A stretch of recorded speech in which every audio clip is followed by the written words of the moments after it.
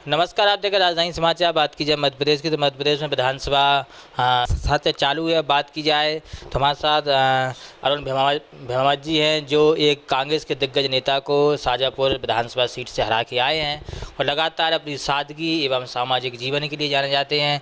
भाई साहब, कैसे देखते हैं विधानसभा में जो जिस प्रकार के मुद्दे उठ रहे हैं? व्यापम घोटाला का भी उठा, अभी नए सिंह घोटाले का उठ रहा है, आपके मंत्री हैं विश्वास सारंग जी, उन पर आरोप लग रहे हैं।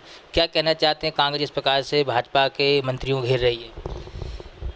मैं आपकी चैनल के माध्यम से मध्य प्रदेश के नागरिकों को ये बता देना चाहता हूँ कि आज जो सदन में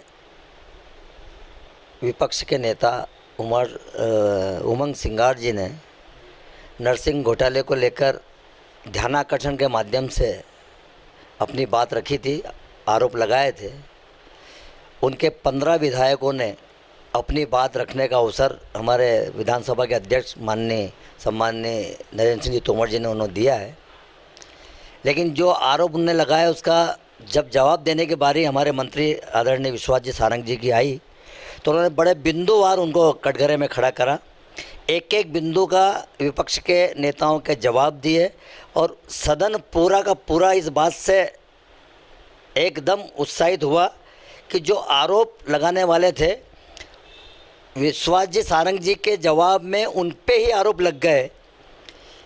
विश्वास जी सारंग जी ने बड़ी पारदर्शिता के साथ अपने विभाग का काम किया है। नर्सिंग कॉलेज के जितने भी मान्यता हो या संबद्धता हो उसमें उन्होंने पारदर्शिता से काम किया है।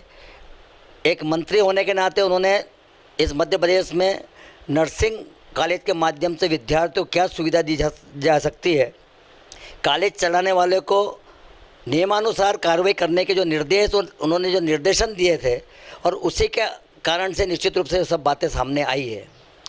जब उन्होंने जवाब दिया कि कमलनाथ की सरकार जब बीच में आई, उन्होंने अंतिम दिन तक नर्सिंग कॉलेज की मान्यता देने का काम उस समय के तत्कालीन मंत्री विजय लक्ष्मी यादव ने किया है।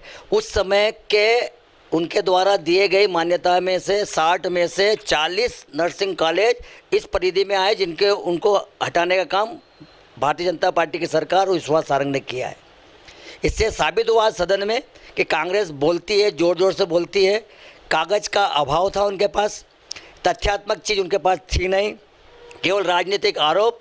और एक हमारे ईमानदार खरज सोना जैसा मंत्री विश्वास सारंग के ऊपर उन्होंने केवल आरोप ही नहीं लगाया, छिछालेदारी भी करने का प्रयास किया।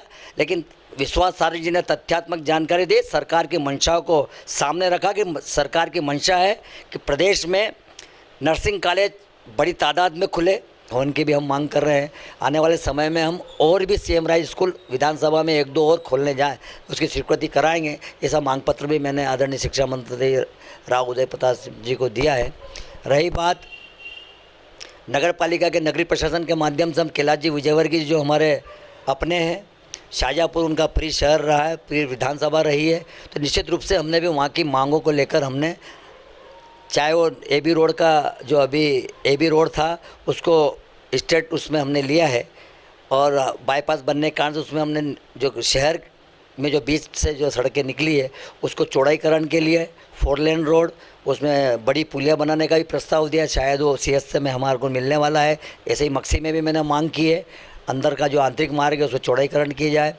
और खेल मंत्रालय के माध्यम से मैंने खेल कूद की जो प्रतियोगिता में जो हमारे को आवश्यक है खेल मैदान में सामग्रियाँ, उसकी भी मैंने मांग की है। साथ ही मैंने भैरव डूंगरी के सौंदर्यीकरण के लिए करीब 8 से 10 करोड़ रुपए की मैंने सिंहस्थ के माध्यम से मांग की, ताकि वो भी आने वाले समय में हमें मिलेगा।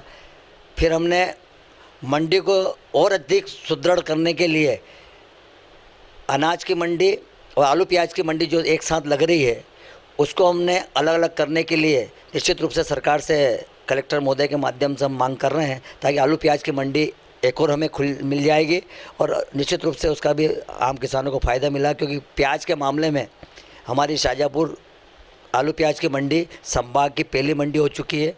यहाँ पर उज्जैन, देवास, राजगढ़ ज़िले के किसान भी प्याज ले लेकर यहाँ पर नगद मंडी है, इसलिए यहाँ पर निश्चित रूप से वहाँ पर आके इस प्याज की मंडी को निश्चित रूप से उन्होंने फुलने में बहुत महत्वपूर्ण भूमिका यहाँ के किसानों ने निभाई है। रही युवाओं के रोज़गार की बात, तो शाहजहाँपुर में मैंने 200 बीघा ज़मीन जब 13 से 18 के बीच में विधायक था उस समय मैंने मांग की थी, लेकिन फिर से मुझे अवसर मिला है। तो 200 बीघा ज़मीन हमारे तत्कालीन उस समय शिवराज सिंह जी चौहान साहब मुख्यमंत्री जी ने हमें दे दी थी, लेकिन अब वो से तेज़ गति से वहाँ काम, रोड, पानी और सड़क का काम चल रहा है, बिजली का काम चल रहा है।